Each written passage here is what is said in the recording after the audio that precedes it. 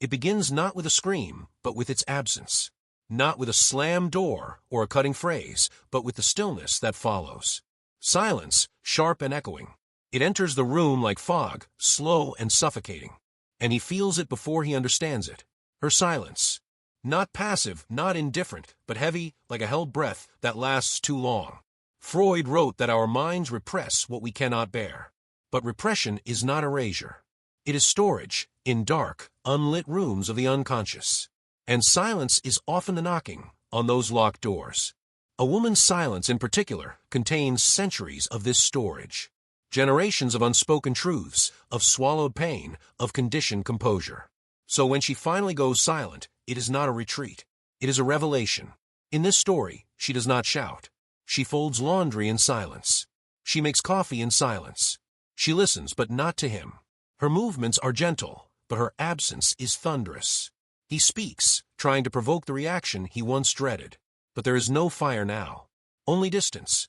This is the kind of silence Freud might have called the return of the repressed. Emotions denied, now returned, not as flames but as fog. Confusing, enveloping, and more powerful for being so hard to grasp. What he doesn't understand is that her silence is not emptiness. It is full of memories, of conversations she had in her head 1,000 times and never allowed, of boundary violations, subtle dismissals, minimized hurts. Her silence is not new, is ancient, is cumulative. He remembers when she used to argue, when her voice would crack under the weight of trying to be understood. He thought that was the storm. But it wasn't. That was still hope, still investment. Now, her silence tells a different story, one of emotional exit. There is a psychological threshold at which the psyche, weary from the repetition of unmet needs, no longer expends energy on vocalization. This moment is critical. Freud called it cathexis, the investment of mental or emotional energy in a person, object, or idea. Her cathexis is gone, detached, reclaimed. The energy once used to explain, to plead, to reach out, now redirected inward. She has not stopped feeling. She has stopped explaining her feelings. This difference is vast. It is the moment a woman moves from emotional labor to emotional preservation. Silence becomes sanctuary. And it hurts him. Not because he is cruel, but because he is now outside of her emotional world. Because the silence reflects a mirror he cannot look away from. In that mirror, he sees not just her detachment, but the accumulated weight of his own emotional deafness. He sees her strength and his neglect, her patience and his dismissal, her longing and his fear of intimacy. In silence, she no longer reaches. She waits. There is a Freudian idea known as the compulsion to repeat, the unconscious drive to recreate familiar emotional dynamics. She, too, once lived within this loop, trying to make him understand what she herself barely dared to articulate, trying to heal a wound through proximity to the one who triggered it. But silence is her revolt against that cycle. It is her refusal to keep spinning. She may still love him, but she has turned the love inward now, redirected the gaze, and this terrifies him. Because for so long, her voice meant reassurance. Her presence, a balm for his existential loneliness. Now her silence is a mirror, and he is alone with the echoes. He tries to fix it, offers gestures, flowers, messages. But silence does not respond to performance. It responds to presence. Not physical but emotional. The presence of awareness, of accountability, of real, vulnerable change. Freud's concept of the talking cure revolutionized psychoanalysis. The idea that healing comes through speech, through bringing the unconscious into the light. But what of the one who has spoken endlessly and was never heard? Her silence, then, is not the absence of healing, but the emergence of self-protection. Is not passive aggression. It is boundary. And here lies the paradox. The more silent she becomes, the louder the truth resounds. The truth of imbalance. The truth of emotional exhaustion. The truth of years spent trying to translate her inner world into a language he never tried to learn. She is no longer trying to be understood. She is becoming whole. His pain now is real but late. It is not guilt. Guilt requires empathy. It is loss. The loss of a connection he believed would always bend, never break. And yet here it is, the fracture he cannot tape back together with words. Because when she spoke, he ignored. When she cried, he rationalized. When she reached, he recoiled. Now she is quiet, and he cannot find her in the silence. And that is why her silence hurts more than her words. Silence in psychoanalysis is rarely innocent. Freud did not see the absence of speech as emptiness, but as communication in disguise. And when a woman chooses silence, it is often not because she has nothing to say, but because she no longer believes it is safe or worthwhile to say it. Her silence is language, a mother tongue of the unconscious. It speaks in symbols, in ruptures, in the aching pauses between what is said and what is meant. When she falls quiet, something deeper begins to speak. Not the social self, but the shadow self. Not the pleasing persona, but the bruised inner child. Not the rational ego, but the wounded ID. He notices the silence differently now. It doesn't just hover. It pierces. In it, he hears a narrative he ignored when it was spoken aloud. A woman's silence, when deeply rooted, is layered. Is not just about the present moment, but every moment that preceded it and was met with dismissal. Freud proposed that the unconscious is structured like a language, but not a spoken one. A language of displacement, of condensation, of dream logic and metaphor. And in relationships, this unconscious language is rarely louder than when one partner goes silent. Because silence is never just silence. Is meaning waiting to be deciphered. What is he really hearing when she says nothing? He is hearing years of unmet needs. The ache of emotional misattunement. The echoes of "you're too sensitive, it's not a big deal, and you're overreacting." He is hearing her realize that her needs have become noise to someone who promised to hold them as sacred. This is where the unconscious message lives. Not in aggression, but in the retreat. Not in rage, but in quiet withdrawal. She has spoken so many times. And now, she has stopped translating herself for someone unwilling to learn her native tongue, emotion. In Freudian theory, the return of the repressed happens not with clarity, but confusion. Symptoms. Slips. Silences. A woman who silences herself doesn't do so all at once. It happens incrementally. Each time her truth was interrupted, minimized, or twisted. Each time she asked for closeness and was met with coldness. Each time she offered her vulnerability and received indifference. Her silence now is not a cold front, is a warm wall, built not to punish, but to protect. Is the psychological response to emotional hypervigilance, a conditioned sensitivity to rejection, disappointment, and neglect. And here, another Freudian concept arises, transference. The redirection of feelings for one person onto another. When she looks at him in silence, is she seeing only him? Or also her father, who didn't know how to hold space for her sadness? Her first love, who mocked her emotional depth? The friend who vanished when she needed comfort most? He becomes the canvas onto which her past is painted. But this isn't delusion. It is the unconscious surfacing. He may not be solely responsible for the weight of her silence, but he is triggering its reawakening. In his confusion, he may ask, "Why didn't you say anything?" But the real question is, why didn't I listen before she stopped speaking? Her silence also forces him into confrontation with himself, with his own unconscious material. His discomfort is not just about her withdrawal, but what it reflects back at him. Freud called this projection, the defense mechanism of attributing one's own unacceptable thoughts or feelings to another. In her silence, he sees rejection. But perhaps what he truly fears is not her judgment, but his own inadequacy. And this is where the psychological spiral begins. He tries to decode her silence. Not because he wants to understand her, but because he cannot bear the unknown. Silence destabilizes him. Her emotional clarity, once offered in words, gave him control. Now there is ambiguity. And ambiguity is unbearable to the emotionally unprepared. He begins to obsess. Reads into gestures. Overanalyzes her facial expressions. Tries to coax her out with charm, with guilt, with seduction. But nothing works. Because what he seeks is not a conversation, but confirmation.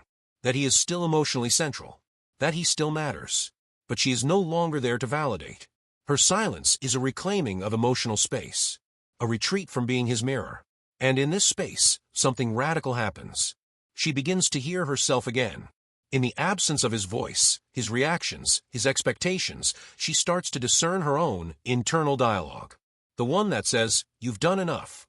The one that says, "Your pain is real." The one that says, "You don't need to explain yourself to be worthy." Silence then becomes healing. Not for the relationship, but for the woman inside the woman. The child who wanted to be chosen. The teenager who begged to be seen.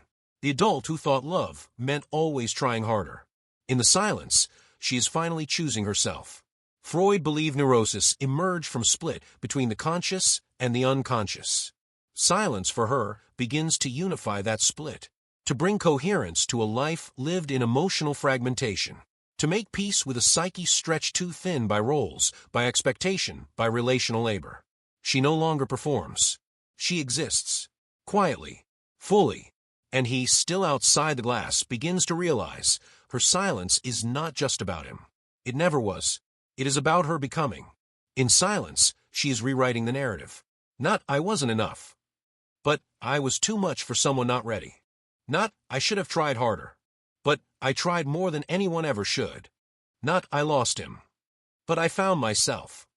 This is the unconscious message he never wanted to hear, because it is not whispered, it is not screamed, it is lived, and that is why her silence speaks more loudly than her words.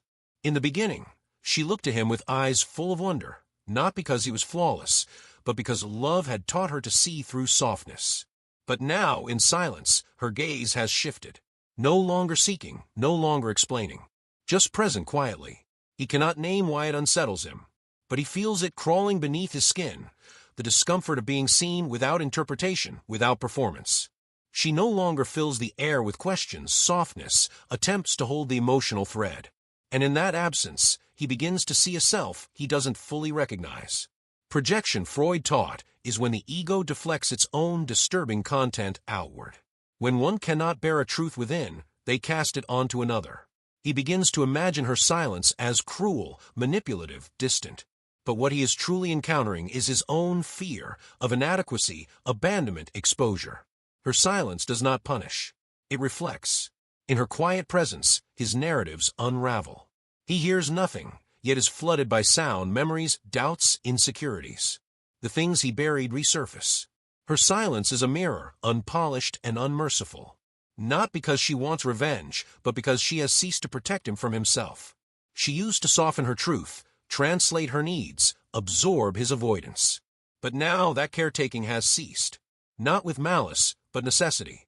And without that buffer, he is left to face the parts of himself she once gently disguised. When she speaks, he has somewhere to redirect his discomfort. But when she is silent, it returns home to him. The silence becomes unbearable because it removes his shield. It strips away distraction. It demands he feel. And what he feels is not simply her distance, but the fragility of his self-image. There is an emotional dependency he has not named. Not because he is weak, but because patriarchy teaches men to call neediness by other names: control, logic, calm. Her silence exposes the reality that he has leaned on her emotional labor as scaffolding for his own regulation. In Freudian terms, this is the ego encountering the limits of its own defenses. The silence fractures the illusion, and what breaks through is shame. Shame is not guilt. Guilt says, "I did something wrong." Shame whispers, "I am wrong." In her silence, he does not see a critique of behavior. He sees a perceived indictment of his entire self. And so he lashes inward or outward. He remembers arguments where he dismissed her tears.